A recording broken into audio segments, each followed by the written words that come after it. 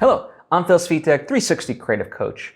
In this episode, I want to give you a very simple tip to make your meetings more effective. Okay? Now, before I get into it, I want to take the opportunity to invite you to subscribe if you haven't already done so. That way you get all the various episodes and lessons that I post right when I post them. Thank you if you just did, and appreciate you if you already were. So let's get into this, right? First off, it's not specifically a tip within the meeting. It's actually around the meeting. What do I mean by this? Well, a big fallacy that I think we all do is we try to stack meetings back to back to back. Now, sometimes it's unavoidable. I get that. But I would encourage you instead to at least give yourself 15, ideally 30 minutes in between meetings to decompress, okay? To give yourself time to be like, okay, well, what was all said, and also to be able to act on at least certain action steps. It's like, okay, if I have to do X, Y, and Z, let me put in my calendar that I need to do X research or whatever it may be. I think sometimes, listen, meetings can be productive. I'm not saying they aren't, but too often, at least from my experience in the business world, so often we have these wonderful meetings, everyone's high-fiving, we're going to do this, we're going to do that. And then it's just kind of like literally and mentally, right? So this is where it gets tricky. We're on to the next meeting, next meeting and so forth. And so all the stuff that was talked about doesn't get compartmentalized. And, the longer you kind of put it off, sure, you can kind of then put it towards the end of the day. And then, but you're always, the thing is, you're always kind of playing catch up. So what I'm imploring you to do is build it into the thing already. And in fact, I usually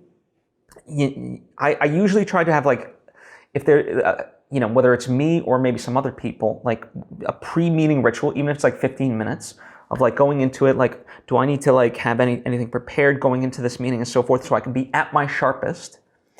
Then have the meeting, and then afterwards, again, have that moment of decompression just for yourself, or maybe with a few people, where it's okay, these are the action steps. I'm gonna calendar it out of when I'm gonna do these action steps, so I can hold myself accountable. Also, okay, I was asked to think about this. Okay, so right, just and this is just kind of people talk about this in general, is that we try to operate in our world just go, go, go. And in order to really be at our best, we need moments of introspection and just quiet. I mean, Ryan Holiday has this wonderful book called Stillness is the Key.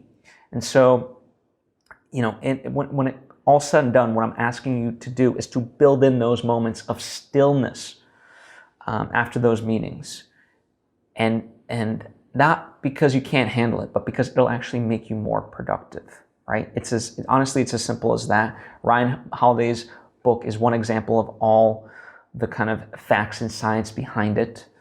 There's plenty of other books to talk about this thing, but that's how I want you to look at it. Give yourself moments before, and when I say moments, I'm talking 15 minutes or so to prep for the meeting, and afterwards 30 minutes to decompress from the meeting.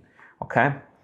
And give that a try, again, to the extent that you can. Sometimes it's unavoidable because you're not the one in charge of scheduling those meetings. Your bosses might say hey, we need you at such and such time. And it's oh, it's all back to back.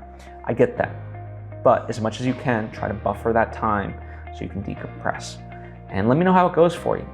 I've done it, I use it, and it really is a wonderful tool that can really benefit you. If you have any questions or want to offer up your 2 cents about this notion, by all means, please share down below in the comment section or hit me up on social media at Svitek. I would love to chat with you. You know I do, if you've interacted with me already on other episodes.